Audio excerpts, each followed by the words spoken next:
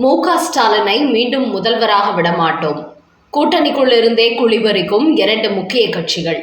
அமைச்சர்கள் போட்ட ரகசிய திட்டத்தால் திருப்பி அடிக்க எடுத்த முடிவு. உள்குத்து அரசியல் ஆட்டத்தால் அரண்டு போன அறிவாலயம். வணக்கம் நண்பர்களே.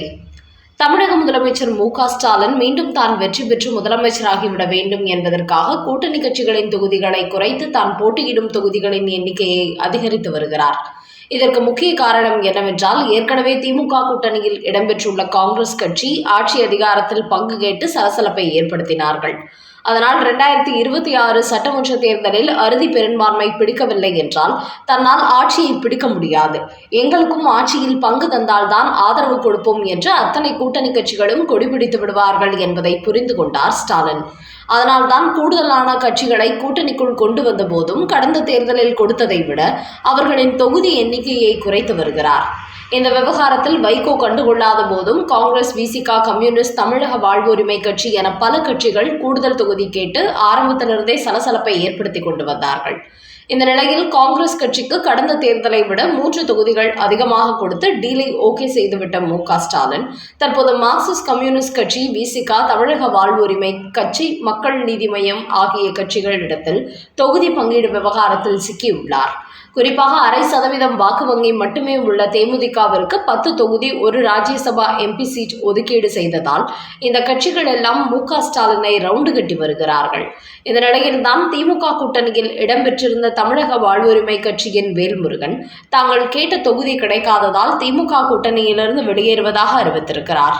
கடந்த தேர்தலில் பன்ருட்டி தொகுதியில் போட்டியிட்டு வெற்றி பெற்ற வேல்முருகன் இந்த முறை 2 தொகுதிகளை ஒதுக்குமாறு கேட்டு வந்தார். ஆனால் அதற்கு திமுக மறுத்துவிட்டதால் அடுத்தபடியாக அதிமுக கூட்டணியில் இணைய போகிறார் வேல்முருகன். அதேபோல் சிபிஎம் மாநில செயலாளர் சண்முகம் தங்களுக்கு கடந்த தேர்தலை போன்ற 6 தொகுதி மீண்டும் ஒதுக்க வேண்டும் என்று வலியுறுத்தி வருகிறார். அதோடு நேற்று முன்தினம் தங்களுக்கு 6 தொகுதி என்றால் மட்டும் சொல்லுங்கள், இல்லை என்றால் மீண்டும் பேச்சுவார்த்தைக்கு அழைக்காதீர்கள் என்று கூறியிருந்த சண்முகம் வருகிற 23ஆம் தேதி வரை தான் திமுகவுக்கு டைம், இல்லை என்றால் கூட்டணியை மாற்றி விடுவோம் என்று கூறியிருந்தார். இந்த நிலையில் நேற்று திமுகவில் முக்கிய புள்ளிகள் அவரை நேரில் சந்தித்துவிட்டு பேச்சுவார்த்தை நடத்தியுள்ளார்கள். அப்போது திமுக கொடுக்கும் 5 தொகுதிகளை ஏற்றுக்கொள்கிறோம், ஆனால் சென்னை மற்றும் சென்னை புறநகரில் எங்களுக்கு தலா 1 தொகுதிகளில் போட்டியிட வாய்ப்பு கொடுக்க வேண்டும் என்று கராராக கேட்டுள்ளார் சண்முகம். குறிப்பாக 2001 முதல் 2016 வரை 3 முறை பெரம்பூர் தொகுதியில் சிபிஎம் வெற்றி பெற்றுள்ளது. அதேபோல் மதுரவாயல் தொகுதியில் 2011 வெற்றி பெற்றுள்ளோம். அதனால் சென்னையில் 2 தொகுதியில் சிபிஎம் போட்டியிட வாய்ப்பு கொடுத்தால் 5 தொகுதிகளை பெற்றுக்கொள்ள சம்மதிக்கிறோம், இல்லை என்றால் வேறு கூட்டணியா இல்லை தனித்து போட்டியா என்று ஆலோசிப்போம் என திட்டவட்டமாக கூறிவிட்டாராம். ஆனால் திமுக அப்படி கொடுப்பதற்கு தயாராக இல்லையாம். இதனால் சிபிஎம் கட்சியும் திமுக கூட்டணியிலிருந்து வெளியேறிவிடும் சூழல் உருவாகி இருக்கிறது.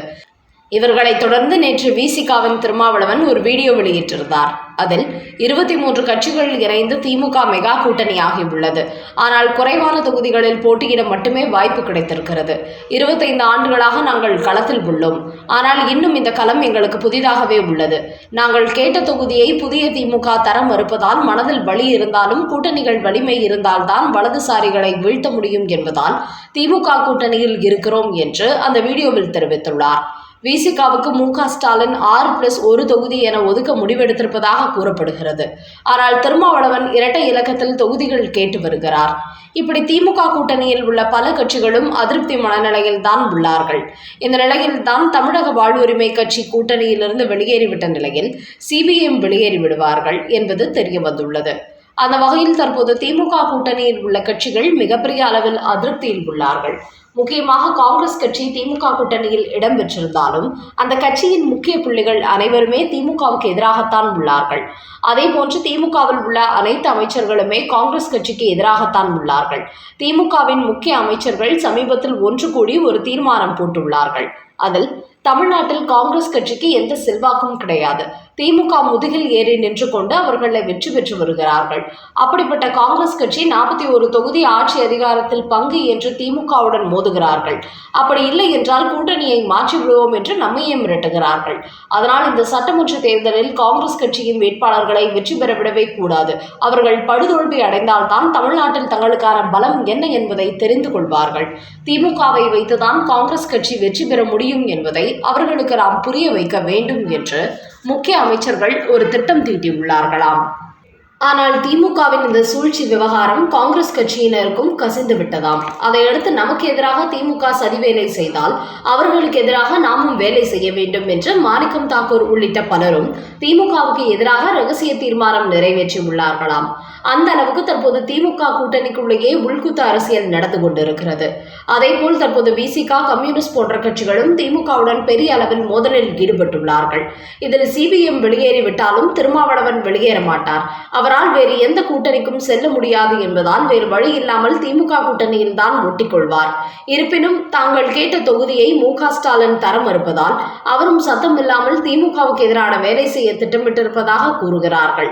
அந்த வகையில் இந்த 2026 சட்டமன்ற தேர்தலில் மு.க. ஸ்டாலினுக்கு அவரது கூட்டணியில் உள்ள கட்சிகளை குழி தோண்ட தொடங்கிவிட்டார்கள். அதனால் இந்த தேர்தலில் மு.க. ஸ்டாலினை பொறுத்தவரை அத்தனை எளிதில் வெற்றி பெற முடியாது. அதோடு தேசிய ஜனநாயக கூட்டணியும் வலுவாக அமைந்திருக்கிறது.